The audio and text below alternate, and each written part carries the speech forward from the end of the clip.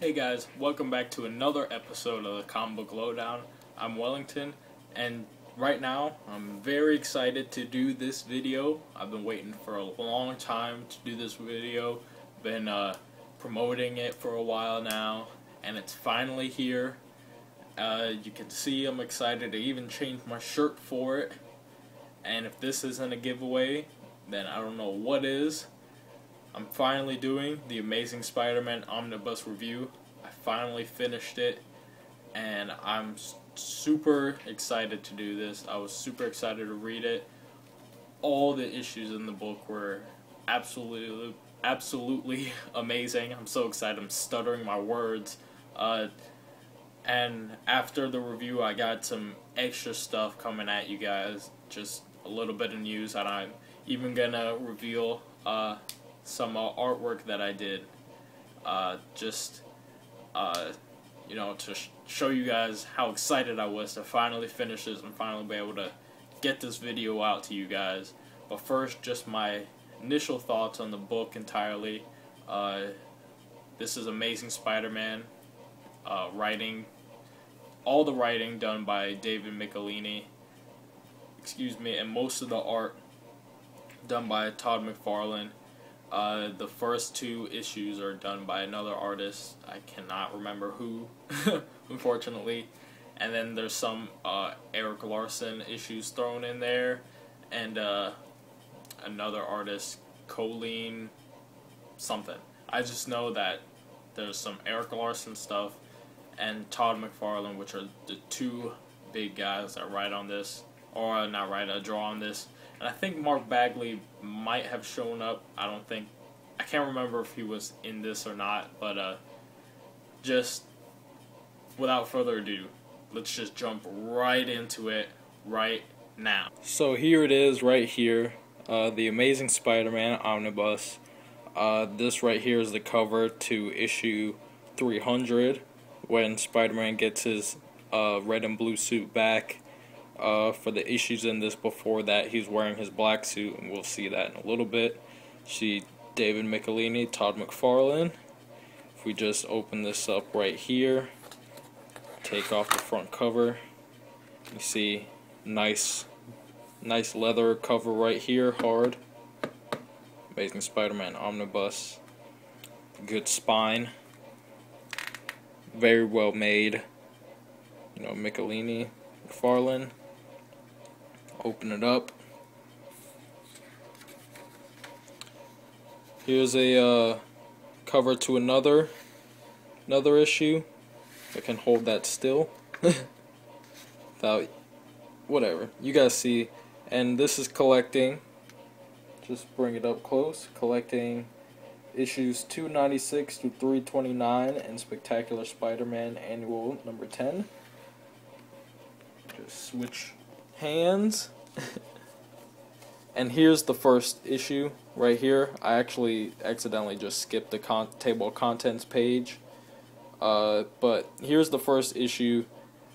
This is not McFarlane art yet. McFarlane is not on art just yet. This is Alex Savuki. I can't really say his name, I'm sorry for him, but just, you see the kind of pages that we're dealing with. This is good page quality right here. You know, good art. Actually, in this panel right here, Spider-Man actually has pupils. If I bring it up really close, right there, you see the pupils. So I thought that one was funny. That was kind of bringing it way back to Ditko days. This issue was all about Dr. Octopus being afraid of Spider-Man. I thought that was pretty funny. But if we just keep on flipping through, this isn't going to be page by page, because there's 806 actual pages of comic art and, you know, just comics. And I want to get through a lot of this. And this right here, this is still the first two issues. This contains the first time Spider-Man actually ever loses against somebody. And they make a really big deal about it. You see Black Suit Spider-Man still. And now we're into some McFarlane art. This is dealing with a guy his name was Chance. He's not big guy, and the Life Foundation. They pop up in this again later in a couple later in the book, closer to the end, in a pretty long story arc actually called the Assassin Plot. You see, this is some great McFarlane art right there. You can see it. Just put it up close right there. See the dynamic positions McFarlane puts in Spider-Man. Really fun art. Yeah. I really enjoyed seeing Spider-Man Peter Parker in the black suit for a couple of issues before. See, here's a McFarlane cover right there. That is pretty good. That's a good cover. Oh, right here. Don't let me forget this. This is them teasing Venom. Them teasing the first appearance of Venom. You know, you just see him like this. They're teasing it. That's Eddie Brock's hands. Hits his hands together. Full Venom hands. You haven't seen Venom in his entirety yet, though. That part was pretty funny. This book is very lighthearted and sometimes, and also very dramatic in other times. There's been a couple issues where I was actually like worried for the characters, kind of scared, because of what some characters might do. There's a lot of great stuff throughout this. There's a lot of adult themes in this as well. This is not just for the kids. This is also for the grown-ups. Actually, I might have skipped the first appearance of Venom. I did. Let me just show you guys the first appearance of Venom. It left Mary Jane crying. See, Mary Jane crying. It's got Venom in the top, crying. This is issue 299. No, wait, 300. Don't let me get messed up sometime. First appearance of Venom. First time you see his face with the mouth, full body. Boom, right there. That is awesome. Just great art right there. I love it. I love it so much. This is not the Venom that, if you're like me growing up, you know, after this time, Venom already had his teeth and everything. I'm just now skipping through pages right here. You can see there's a lot of cool stuff. Here's Venom and Spider-Man fighting. They're both in the black suits right here. Check out Venom before the big teeth. He had a normal mouth back then. Well, it was kind of a big mouth actually. Might have been good in Aerosmith. A good replacement for Steven Tyler, since they both have humongous mouths. That part was cool. He was reenacting the whole church bell thing that when he got the symbiote, that's what happened to him, to Eddie Brock, and all. This is such great art. I love it so much. I was excited for every issue in this. McFarlane just draws everybody so great. Here's the Thing. The Thing looks kind of gross. There's him again. You can see his face up close. He looks kind of gross. I don't like it. But great art nonetheless. 301. That was the issue from the cover. This is the first time I actually see red-suited Spider-Man as red-suited Spider-Man in this. And look at how dynamic it is. That's the first time McFarlane draws him. Just great stuff. I'm going to start skipping through some things now. There's some Silver Sable stuff. I'm just going to start skipping. But you get the gist of just how great this art is. Here's some Black Fox stuff. Skipping around some more. Here's some this was a funny issue dealing with Peter Parker actually being jealous of Spider-Man. How does that actually happen? There's Chameleon. Again, just art so great throughout this book. I think, oh, there's that one panel. There's a panel right here that this shows up earlier in the book. There's Taskmaster.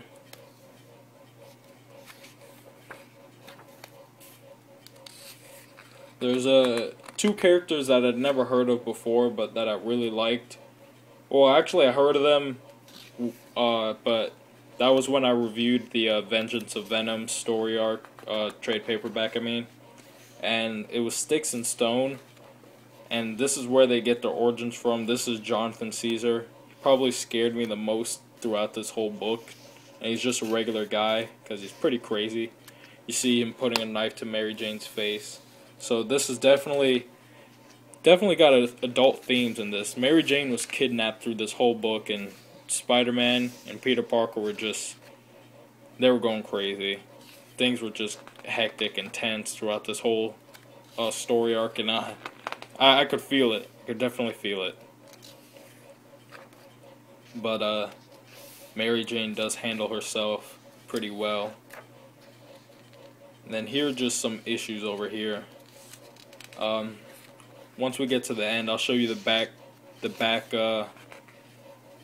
the entire book, where they got all the issues lined up in a row, and I'll tell you which ones were my favorite. But pretty much starting from this point were like all my favorite issues. Just great art, great art. Ooh, here's that one I was telling you guys about. I love this issue. This issue's so good. Actually, let me just go back an issue so I can show you guys a little bit of stuff.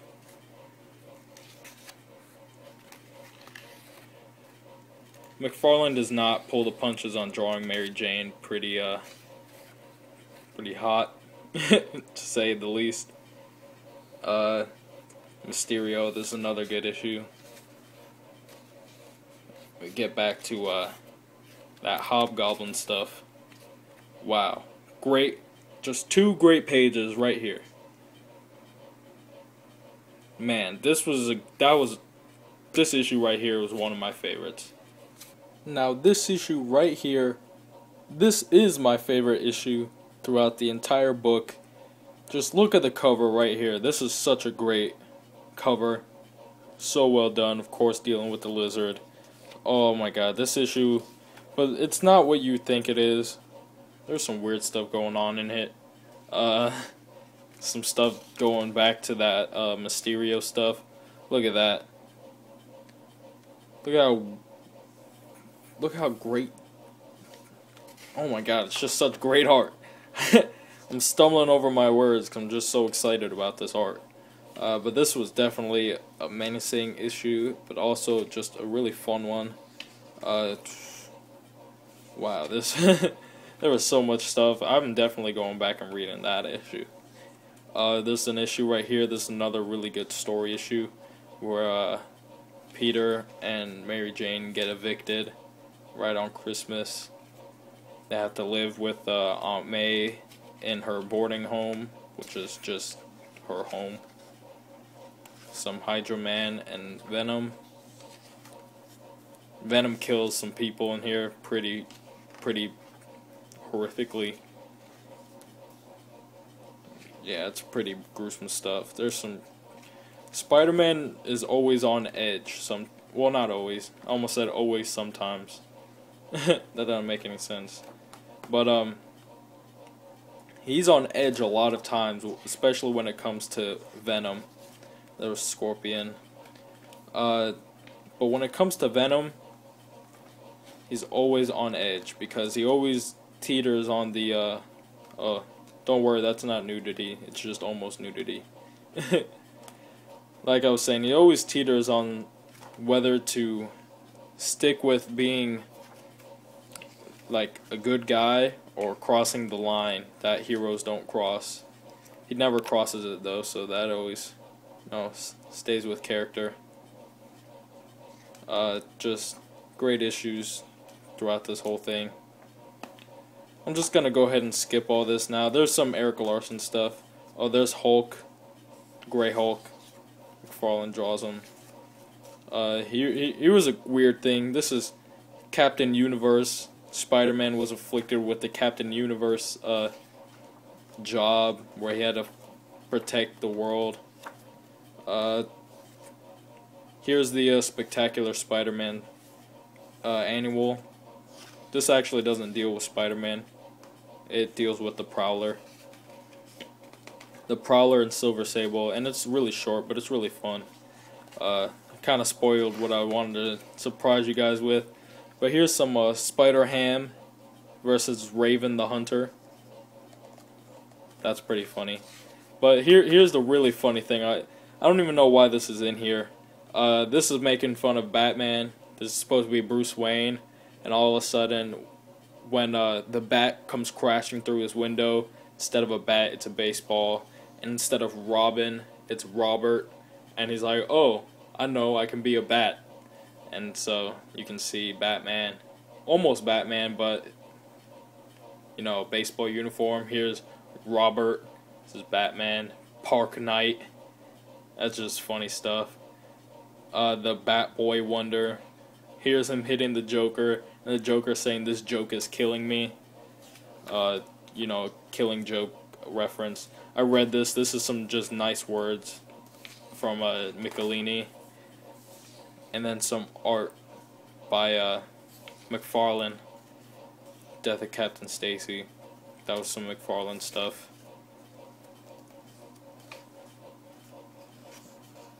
Skipped a couple things, but don't worry about it. Here's some Wolverine. I wish I could have seen Wolverine in action. I really wanted to see the X-Men and Spider-Man team up, or at least do something a little more in this. But oh, here's a really good one. This is Eric Larsen and McFarlane, and they split each other in half. I really love that. I don't know what I'm gonna do with that. I might put that as a background to something. But here's just more things. Birth of Venom trade paperback cover, and also the cover to one of the issues that can't remember the specific number. And then the end right here. Show you the back. If I can get to it without this messing up. Here's the back cover. Can zoom in real quick, and just all the issues minus the annual. This whole row right here, from here all the way down to here, the best issues throughout this book. From here to here are the best issues. All of them are great, but from there to there comprise of the very best issues all in a row. So in a second we'll be back to me, and I'll show you guys some other cool stuff I got for you guys. And we're back. And if that wasn't enough for you, if all that omnibus action wasn't enough for you guys, don't worry, I got your back. I got even more things I want to show you guys. This is what I will be reviewing, or just some things that I picked up, and at least one of these things you've seen. And also, like I promised, I do have some artwork in the spirit of the Amazing Spider-Man Omnibus. Now, I'm not the best artist in the world, of course. I'm not going to say that, and I can't shade, so where if my drawing did need some shading, there is not any shading in it, so don't make fun of me too much. But I thought I might as well share it with you guys, because you guys are the viewers, and this is a special Spider-Man occasion. But before we get to that, let's get to this. Picked this up today at the library, Spider-Man Noir. Gonna be doing a review on this once I read it and, you know, finish it and all that kind of stuff. I haven't even started it yet, but that's gonna come up soon. I got 2 issues from my comic book store. This is Amazing Spider-Man. This is also some Michelinie stuff right here. This is issue 375, the final confrontation between Spider-Man and Venom. This is Eric Larsen. I'm pretty sure it's Eric Larsen, or it's Mark Bagley. I can't remember now. Here's another one, kind of old. Spider-Man Unlimited. This is the first issue of Maximum Carnage. Definitely, I haven't read this one yet. I've read the other one in the trade paperback, but I have not read this yet. I'm definitely excited to read it. I'm definitely happy to own it. You guys seen this before. I showed you, and I'll show you again, just in the spirit of Spider-Man. Ultimate Spider-Man Omnibus. You know, Brian Michael Bendis and Mark Bagley. Done stuff on some older Spider-Man as well as Ultimate Spider-Man. And finally, we get to my drawing. Now, I don't want you guys to make too much fun of me, but here it is, in the spirit of Todd McFarlane and all his greatness and art. I've got Venom chasing Spider-Man. I think it was pretty good drawing for my skills. I'm not trained at all. I just kind of taught myself. You know how the Marvel way does it. What's the name of the video? I can't remember off the top of my head for whatever reason. But you see, this is kind of an old school type Venom. No sharp teeth, just a regular mouth. Strong, but not overly giant, monster-like. And you know, they're just swinging, and Venom's in the background. I thought that was pretty good. But, again, not professional artist here. But anyways, that does wrap it up. You know, maybe you guys want to see my shirt a little bit. That's all I got for you guys, though. But I'm sorry if this video is too long for you, but with an omnibus video, it's got to be omnibus quality and omnibus sized. You know, I cannot spare any expense on the length of my videos for this. But this just about wraps it up. I can't wait to get to all these other Spider-Man books. I love Spider-Man. I love this Amazing Spider-Man Omnibus. If you can ever pick it up, I definitely recommend it. The cover price on it is $99.99. Thankfully, at my comic books shop, I got it for $75. So a good deal right there. And that wraps it up. I'm Wellington signing off with the comic book lowdown, and I'm kind of tired now, but I'll see you guys next time.